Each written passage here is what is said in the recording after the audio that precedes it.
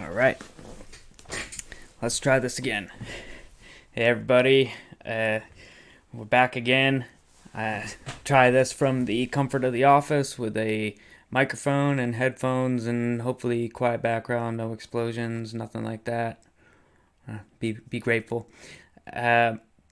So I've been working on a couple things trying to get the sound to be able to record properly from the van if I want to, because gonna start doing some traveling or some more traveling using that, and I'm kind of halfway there, but I haven't figured it out. So right now, this is why I haven't recorded in a couple weeks, and I'm still trying to get the rhythms down.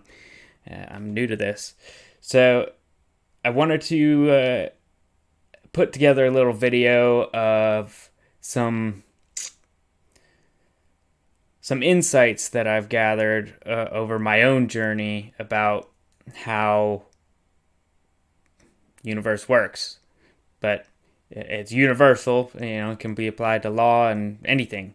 Anyway, what I wanted to talk about is kind of go over some language, some examples of language. I'm sure everybody by now realizes that language is used to manipulate, and English itself, the reason why so many places, well, one of the reasons why is because English is so easily manipulated. You can be using a word, saying something that you never realize, and yet it has an effect on you whether you realize it or not. And it also is used to, for example, we'll just say the word understand. You stand under. It just, even there, it doesn't sound right. Has other implications. You can get yourself into. Anyways, moving on. Language can be used to deceive, but, however, when it is used to deceive, for instance, says a lie or kind of a semantic deception, anything like that, a lie has to be wrapped up in the truth. Has to be energetically wrapped up in the truth. That was Laurel Erica, and that reverberated with me just ever since. So a lie has to be energetically wrapped in the truth. Otherwise, it's not an effective lie. So you have to have the truth somewhere in the lie in order for that lie to perpetuate. When it perpetuates, that's a whole nother topic.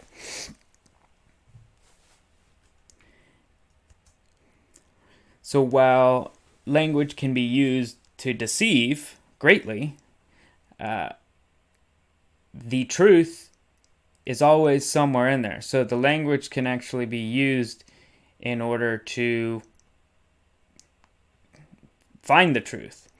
Anyway, so I'm gonna go over a couple of examples that I've felt are particularly illuminating. However, I want to do a little disclaimer and say it's so incredibly hard to talk in general terms, and I want everyone to know that I am not.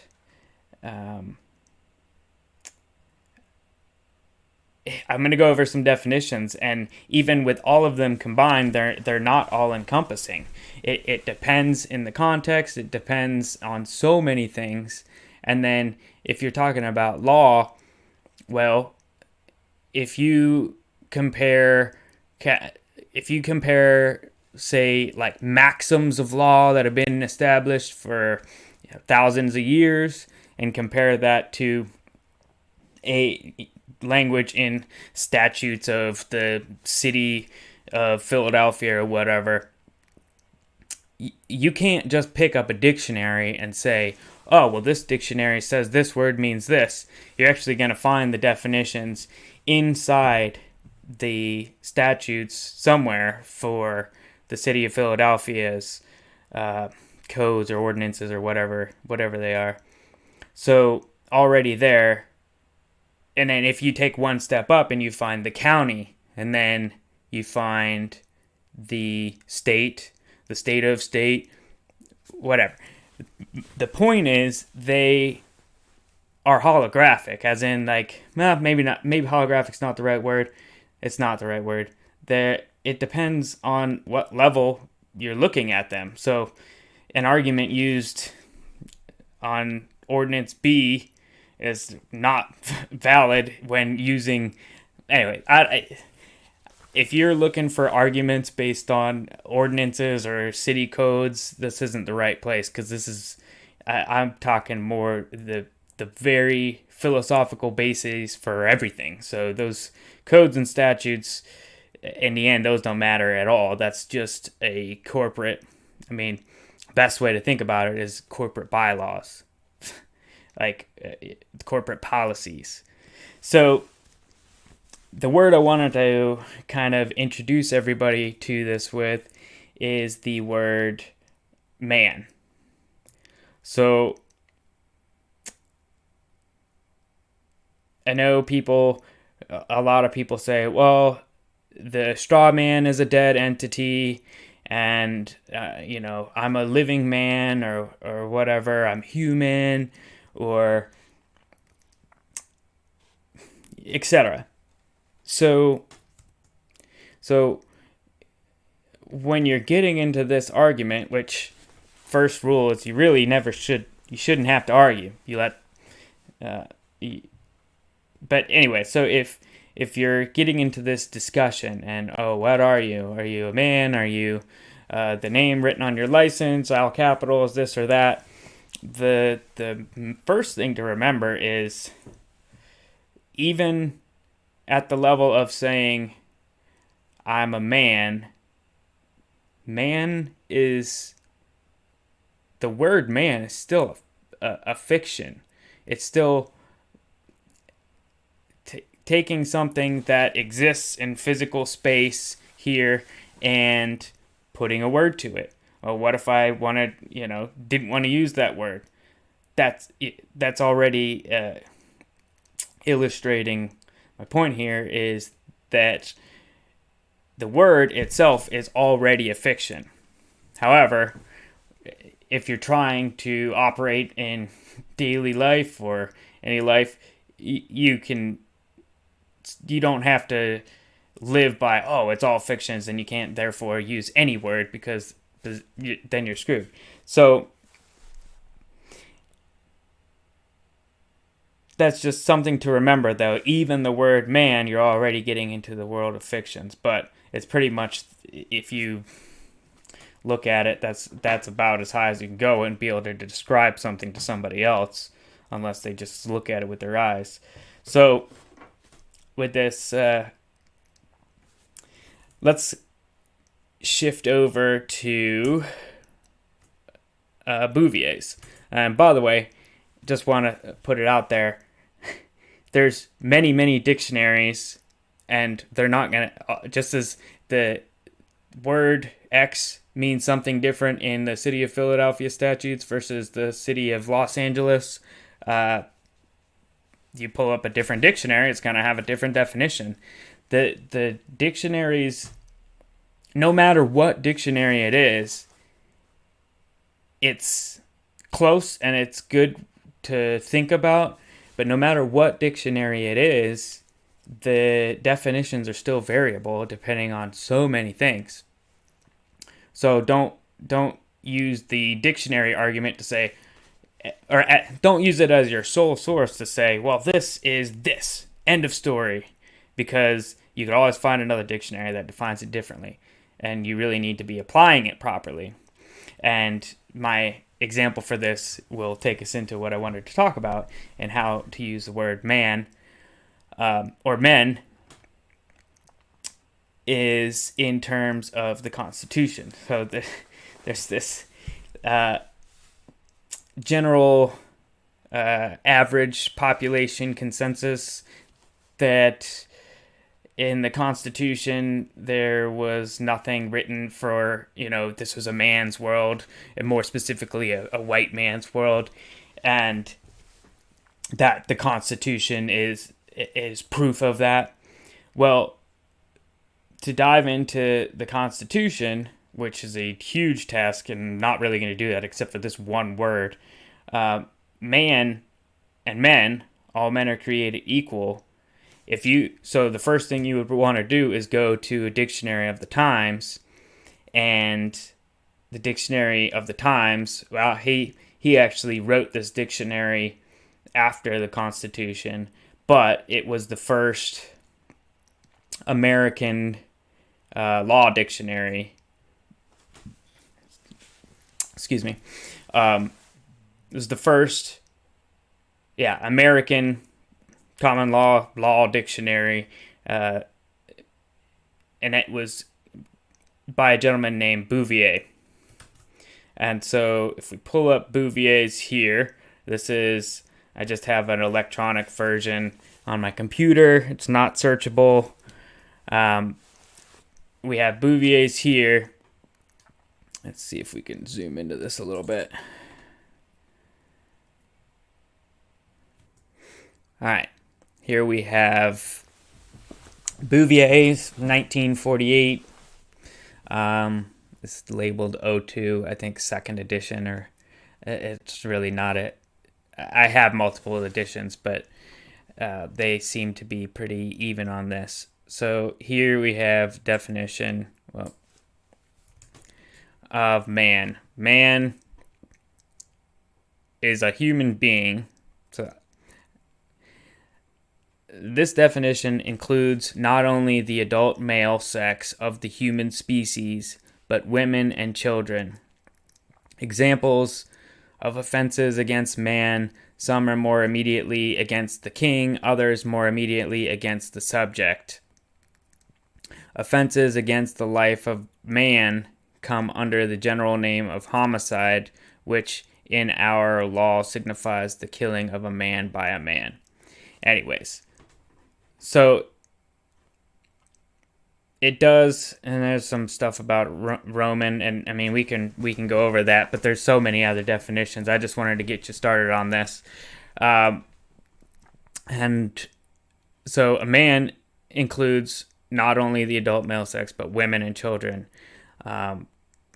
That is Bouvier's Law Dictionary, the first law dictionary written for the Americas, and he began writing it, I don't remember exactly, very early 1800s, possibly late 1700s. Took him 40 years or so, and is very exhaustive. And it was written specifically for Constitution, and the language that the Founding Fathers and the everybody in that time used it regarding law. So that was Bouvier's definition there, and I take issue with one thing, and I'll explain.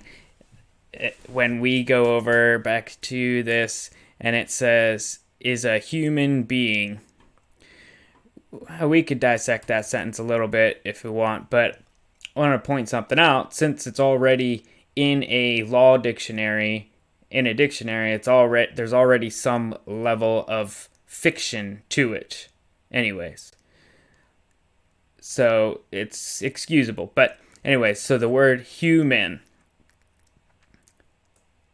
I've used this word a lot, and I'm kind of cutting back on the use of it because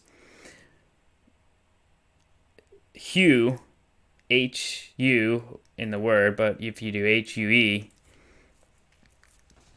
is what? Color? That's what it's representative of. So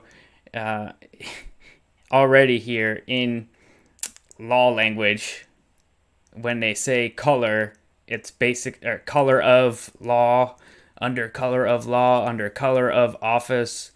It means doing something in the appearance of.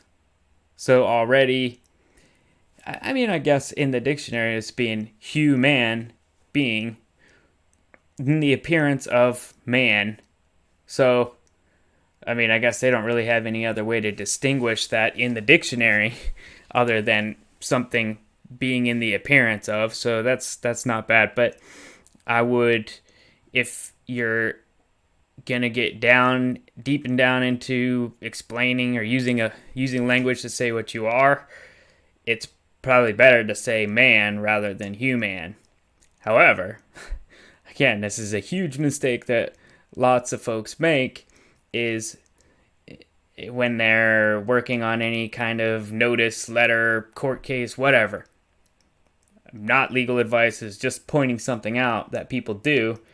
And I've done it myself too. I made the mistake, and now I understand why it's a mistake. But you see people who put in their legal document that goes to a judge in America, in the jurisdiction there, and they will say, I am a man, or the living man, or blah, blah, blah. And especially, I'm sure there are contexts which work, but if you are trying to move forward in a court case and you're saying, oh, well, I need my status as a living man, or you need to treat me as such. Well, all the courts in America are all in the public venue. And the public is completely dead. It's all fictional. There can be no living anything.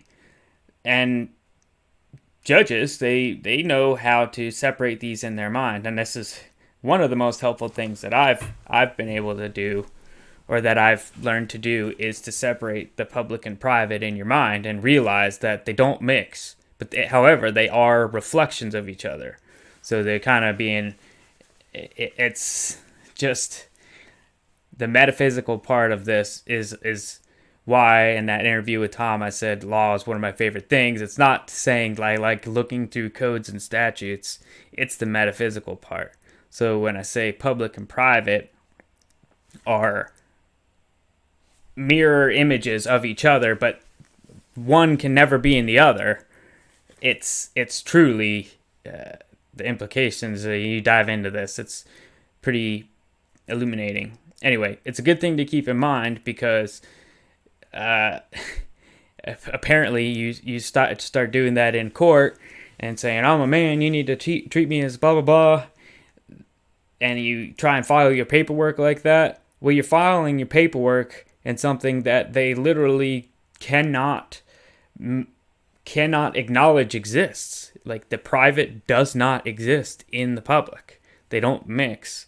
So basically, with a judge, he's fully, processed that in his mind and his perception of reality, and the man standing in front of him, which, yes, he can see as another man, but he cannot acknowledge because he is working in the realm of the public.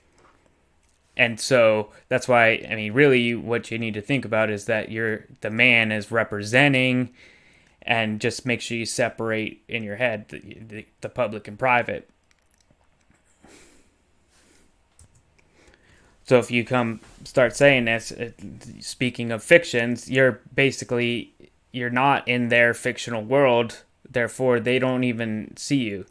You can't be a man and go interact in the public. That's one of the reasons why you need the U.S. citizen fixture, is to go interact with the public. But that's not you, and that's not even like, there's other jurisdictions. We're talking about the land jurisdiction and stuff. Anyways, to get back on track, I got one definition of man. Another thing you want to think of at the Constitution time is, of all time really, is something to remind everyone of. In Western law, everything is based on the Bible. and that's whether you believe it or not, whether you like it or not. These things don't matter if that's just the way it is. So, not really getting into an argument there, but that's the way it is. These are based off the Bible. And so we looked at the Bouvier's, which is dictionary from that time, and let's look at some Bible definitions. So maybe some of you aren't aware, but when you're reading the Bible, or you want to look something up in the Bible, and you do it online, or you can get the proper books, and apps or whatever, you can use what's called Strong's Concordance here. Let's see. And this is literally just a random one I picked offline because I actually have multiple hardcover book versions of it, and they're all slightly different. There's differences for sure. So here, I'm gonna go back a little bit and you can see. So I have 3 definitions here already, and that's not all of them. So here, when I typed in man, it gives me all these verses and how it's in the verse. This is just all Genesis, and probably they're most likely all, well, I don't even want to say that. I was going to say they're all the same, but they're really not. 376. If you go here, those are the same as on H1167. Anyway, point here was to just go to, this was like the very first one, H120. I don't know how to keep my video screen up front, but so this is the first one, and the word was Adam. So Adam is just man, but in that verse, I should go back here. And God said, "Let us make man in our image, after our likeness, and let them have dominion over the fish of the sea, over the fowl of the air, and over the cattle, over all the earth, and over every creeping thing that creepeth under the earth." And so God created man in his own image, in the image of God, and created him male and female, created he them. So already, man, male and female, that's included there. You go look at it, this word means Adam. I just thought it was interesting definition here. It says man, mankind, man, human being, man, mankind. Old Testament, that's what OT. Adam, first man. So that's interesting and completely different definition. We'll get to the one that's similar. And then this is just something to ponder, because as you look into definitions of words and the prefixes and the history and different languages and how they intertwine, I mean, it's just the crazy. Everything is, it's complicated, but it's simple. Everything is connected, and everything has meaning. Anyway, so in terms of Adam and Eve, if you look up Eve in that verse, in Strong's is the word. I can't speak Hebrew, but causatively from 2331, life giver, Chava or Eve, the first woman. And you click on 2331, it's just more of that. Well, this is interesting. To breathe, that's breathe life into clay. That's another metaphysical thing to jump into at another time. So here we have and I just use KJV, King James version. Actually, if you want to get technical, the Admiralty / Maritime Equity Corporate Fiction Courts will use the King James Bible, and that's where everything is kind of based off in that jurisdiction. The land jurisdiction actually goes off the Geneva Bible, which I have one right here. I can just show you. I mean, it's not. This is let's see, the Geneva Bible, 1560 edition. It's actually in, I don't know what it's called, but it's kind of like an older English. It's not Old English. It's just, the S's or the F's and all that stuff, but it's a facsimile version. So it's pretty cool. It has pictures. Sometimes it's hard to read. Anyway, that is the Bible used in land jurisdiction, and that would be the Bible that the founders, that's what they came over here. And the difference was that was the first finished Bible in English, which was not approved by royalty, kings. It was specifically disapproved. They didn't really like it. So that's the power of language, because when you look into the history of the Bible, it wasn't in English, and it was actually, people were really mad that the Bible got translated into English. They thought it shouldn't be, that it was, that it needed to stay in Latin, or I'm not a Bible historian. You can look into it, though.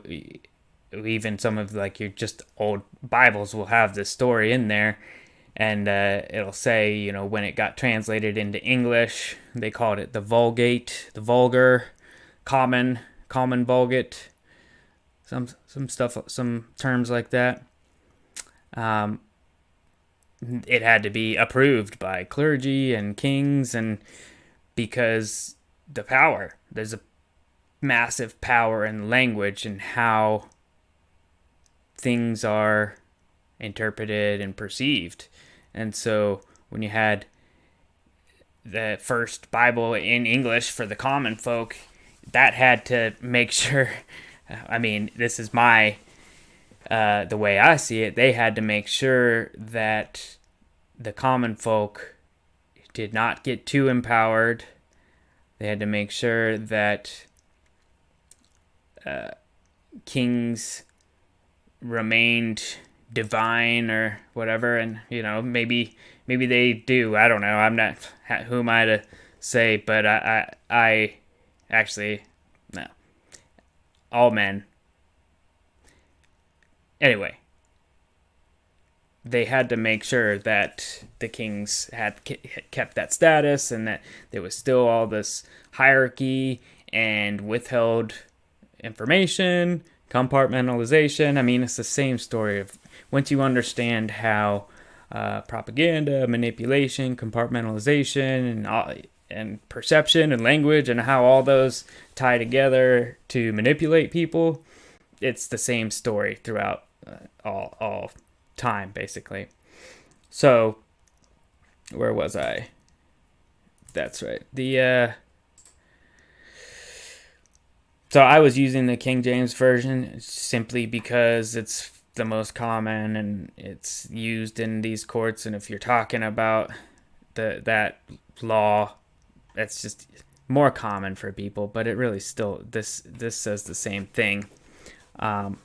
Speaking of that, with the maritime, corporate, admiralty, whatever, the highly fiction and substanceless jurisdictions, they use more the Black's Law Dictionary, which I have 2 of those, and they're great. They're illuminating. Something you learn when you look up law dictionary. No one's bound to follow that dictionary versus Bouvier's. It's just when you want to understand the context and how things were drawn together, that's very helpful. Anyway, so this is one of the earliest things that really. Where is it? Okay, that's where I was. This is So if I go back, this is, I wanted to, the Old Testament, the New Testament. I'm not a Bible scholar. Most of the Old Testament, I believe, is Hebrew. And then the New Testament was what? Greek and Aramaic, and there's Chaldean. Don't quote me on that. Anyway, we looked at the Adam from Strong's, which is Hebrew word, and let's go into right here, the Greek version. So already here, there's, well, he doesn't even have the Strong's right there. So the Strong's right here. But he answered and said, "It is written, man shall not live by bread alone, but by every word that proceeds out the mouth of God." Well, if coincidences aren't real, but I did not plan that verse for this video. But there you go. And whatever you think of the Bible, whether it's literal, whether it doesn't matter, because this is just metaphysical. I mean, not metaphysical, but this is just truth here. So whatever you want to put in for the definition of what you think God is, or, I'm not here to tell you what to think there. But he answered and said, "It is written, man shall not live by bread alone, but by every word that proceedeth out of the mouth of God." Because man is the word. The word is, I don't know if I want to get into that. Actually, this will help illustrate that a little bit better. Let me pull. So I have one of my dictionaries I got open over here. Is right here. Webster Dictionary Encyclopedia, the English language, including dictionary synonyms and many supplements, reference sections, and this I think it's the 1848 version. No, not 1848. Sorry. This is from 1968. Anyway, it's close to the original of Webster's, which is a good dictionary because it'll have the Latin and even more than that sometimes, depending on what version it is. And I have a couple versions of this, which is, I got on my garage sale. It's super cheap. It's more of like a hobby. It's not necessarily that everyone needs to have 50 versions of the same dictionary. But it's illuminating. You want to like kind of find the subtle differences and kind of wonder where things are going. Anyway, so if I open this up to man in here, it's like half a page. See where that blue is? All right, so it's a whole column and a half for entries for man. I just want to read one. It's Latin mens, aka the mind, whence mental. So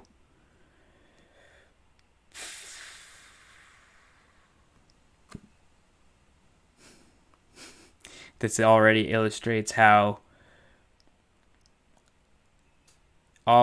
this is one of the Hermetic principles, and it's illustrated in the Bible and every spiritual teaching out there, in that all is mental. It's all in your head.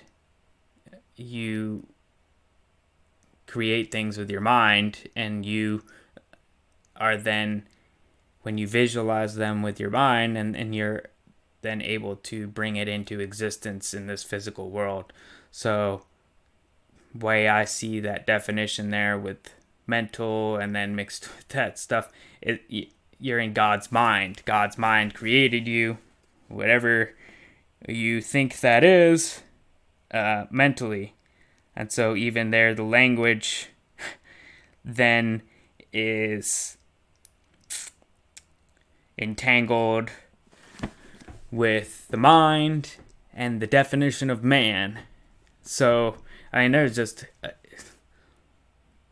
infinite directions I could go with this here. This is just literally to show to people what happens if you want to dive into one single word and where it takes you and all the connections that you find there. It's great. I mean, it's if you want to kind of learn about the nature of reality, that's the way to do it. So let's get back to this definition from Strong's, and it says, but he answered and said, "It is written, man shall not live by bread alone, but by..." Anyway, the focus is more on the definition than these verses, and the reason I'm showing the Bible and Strong's is because that's the root, at least in Western society, that's the root of all the law and the definitions right there. It just the way it is. So this comes from the word anthropos. It's Greek. I'm sure you recognize we still use this in English, like anthropology, etc. It's etc. If you wanna. All right. So from I can't read that. From I can't read that. Man-faced, i.e. human being. That's anyway. Here is the Greek inflections. So translate G444 in the following manner. Man. Okay, that's just what it's used in the translation count and the verses and all that. All right. Outline of biblical usage. A human being. And yeah, I kind of take issue with that. But like I said, this is just a random concordance I picked off the internet because, like I said, I have Strong's in hard copy, multiple versions. It's interesting. Anyway, I'm not a huge fan of that, but the point here is a human being, whether male or female. So again, you go back to the Constitution era, the writers, the framers, founding fathers. To me, the women's suffrage and not being able to vote. I don't know what I couldn't claim to know what happened and how exactly it was done, but to me, it's clear that there's a manipulation going on here because at the beginning and back then, it was clear to people that man or men, all men are created equal, meant all men and women and children, whether male or female. And we can even go back to Bouvier's man is a human being. This definition is not only adult male sex of human species, but women and children, examples, blah, blah, blah. And the Bible, where it shows that. So distinguish man from beings of a different order, of animals and plants, from God and Christ, of the angels. I'm not. The point is simply that men, the word man, men, of man, the things people get mad about, you're being sexist or whatever, and I'm not getting into that argument because there's no point, because I know language is manipulated, and it was manipulated. Those people just fell for divisive manipulation. So, there's no point in getting in an argument that it's